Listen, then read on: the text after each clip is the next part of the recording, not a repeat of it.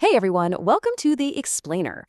Today, we're doing something pretty cool. We're actually treating Robert Cialdini's groundbreaking research on the psychology of persuasion not just as a behavioral study, but as a high-stakes cybersecurity brief. Basically, we're going to look at the human brain as an operating system. And like any OS, it's running some very old, deeply embedded legacy code. Now, just like any complex software, this code has system vulnerabilities. There are compliance professionals out there, salespeople, fundraisers, marketers, who are essentially acting as social engineers. They know exactly how to hack our mental programming, bypass our logical firewalls, and get us to say yes without even thinking about it. To really understand how these exploits work, we need to look at a fascinating real-world zero-day hack. Picture this. It's peak tourist season in Arizona, and a local jewelry store owner is seriously struggling to sell a specific batch of turquoise jewelry. The pieces were good quality, they were fairly priced, but no matter what she tried, moving the display around, heavily pushing her sales staff to promote them, they just sat there collecting dust. So completely frustrated, right before leaving on a buying trip, she left a hastily scribbled note for her head saleswoman. It just said, "Everything in this display case, price times 1/2. She just wanted to be rid of them, even if it meant taking a loss. But the employee misread that messy 1/2 as a 2. Okay, let's dive right into this. Here is our threat report index for today's explainer. 1. The turquoise zero day. 2. The organic legacy code. 3. The obligation hacks. 4. The override commands. And finally, 5. Patching your firewall.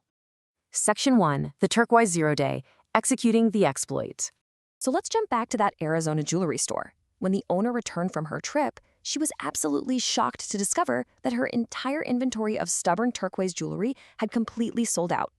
But remember, they didn't sell at half price. Because of that misread note, every single piece had sold at twice the original price. I mean, logically, this makes absolutely no sense, right? Nothing about the jewelry was enhanced, but here's the thing. These vacationers didn't actually know much about turquoise. Faced with this seriously laborious logical process of painstakingly evaluating the stones, checking the silverwork, and trying to determine true quality, their brains just bypassed the work. They executed an automated script instead. Expensive equals good.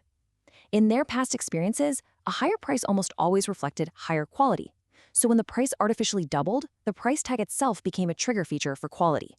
A dramatic, random increase in price led to a dramatic increase in sales among quality-hungry buyers. Moving to Section 2, the organic legacy code, the click-were vulnerability. To understand why our brains just default to these scripts, we have to look at the underlying mechanics of these mental shortcuts. In ethology, which is the study of animals in their natural settings, these are called fixed action patterns. They're essentially an organic legacy code designed to save our brain's processing power. But when these automatic switches are discovered by tricksters or compliance professionals, they turn into dangerous, highly exploitable bugs. Cialdini actually refers to this as the click-were vulnerability. Think of an old-school tape recorder. Click, the appropriate tape is activated. Whir, out rolls the standard sequence of behaviors. A brilliant, kind of wild example of this is the mother turkey. She is fiercely protective, but virtually all of her maternal behavior is triggered by just one single thing: the cheep cheep sound of young turkey chicks. In this famous experiment, a researcher introduced a stuffed polecat, which is the turkey's natural hated enemy. As expected, the mother turkey viciously attacked it. But when they put a small recorder inside the stuffed polecat that played the cheep cheep sound, she stopped attacking and actually gathered her natural enemy underneath her. The sound alone was the trigger feature. Now, what's really interesting about this is how easily we humans are tricked by our own cheep cheep triggers.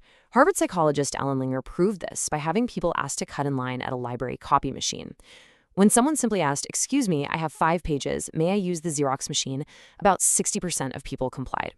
If they added a real, valid reason, "because I'm in a rush," compliance shot way up to 94%. But here is the massive hack. When they use the word "because" followed by complete, absolute nonsense, "because I have to make some copies," compliance stayed at a massive 93%.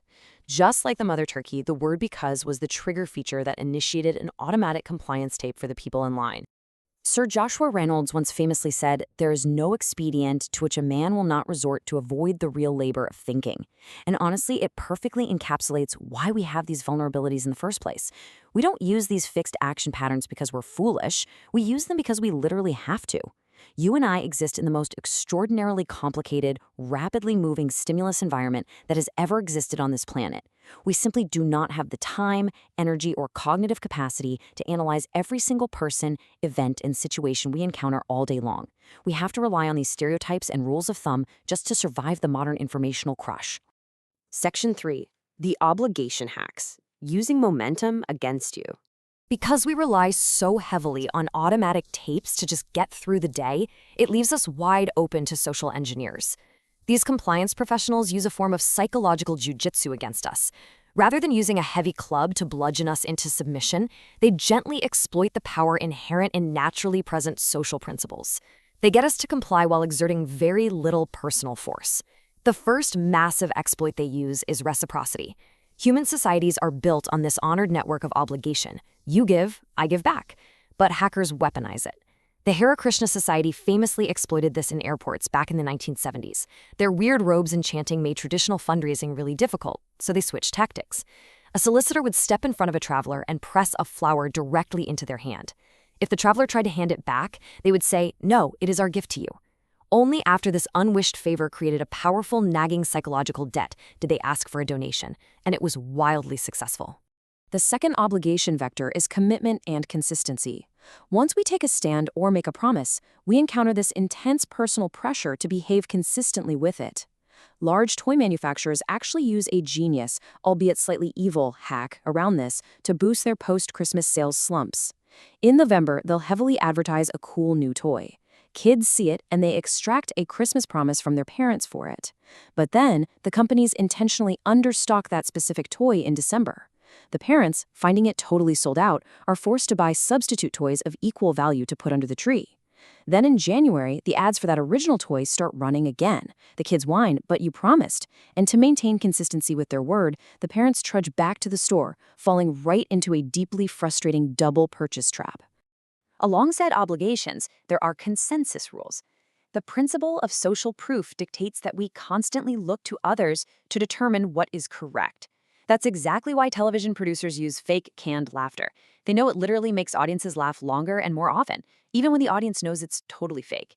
And the liking exploit is exactly why those Tupperware parties were so incredibly effective. The company realized that buying from a random unknown salesperson is hard, but buying from a friend hosting a party, that leverages our natural affection to force compliance. On to Section 4, the override commands, bypassing the firewall. Now we're moving to the heavier artillery. While reciprocity and consistency guide us, there are certain principles that act as total system overrides.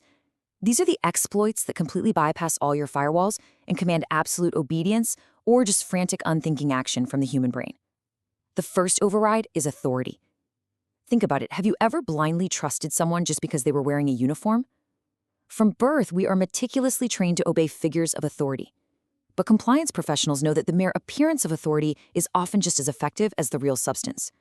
Con artists consistently deploy the symbols of authority: fake titles, a doctor's white coat, a security guard uniform, or even pulling up in a luxury car. Studies have actually shown people will administer lethal shocks or blindly obey a dangerous medical prescription just because a doctor told them to. The second override is scarcity. Quite simply, the fear of losing something motivates us far, far more than the thought of gaining something of equal value. And this brilliantly illustrates exactly what happens when you combine that scarcity override with open rivalry.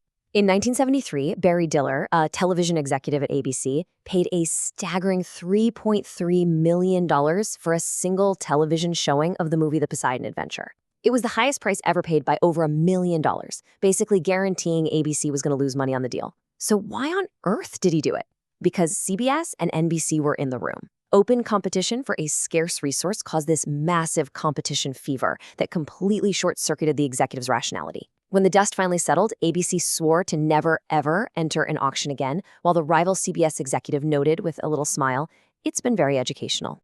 Section 5. Patching your firewall. Defensive countermeasures. So, our legacy code is full of vulnerabilities, right? And we're constantly being targeted by the reciprocity trap, authority symbols, and the panic of scarcity. But you are not defenseless here. We can patch this firewall. Let's look at the defensive countermeasures you can deploy to protect your decision-making. The very first alert your firewall gives off is actually physical.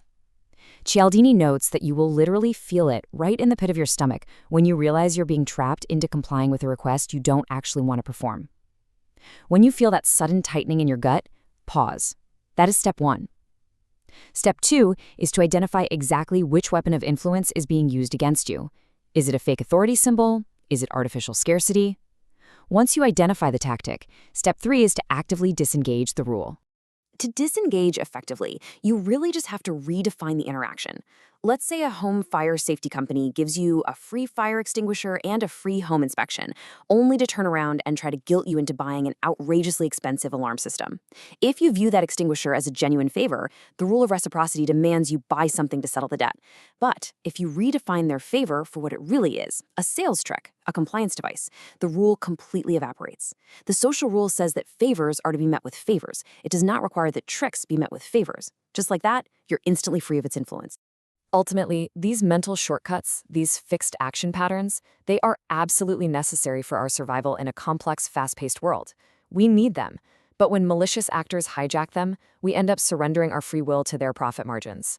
So the next time you feel pressured to quickly buy the last item on the shelf, or return a favor you never asked for, or blindly obey a stranger in a suit, take a breath and ask yourself, are you actually making a choice, or is your organic legacy code just running an automated script? Stay vigilant, patch those firewalls, and we'll see you in the next explainer.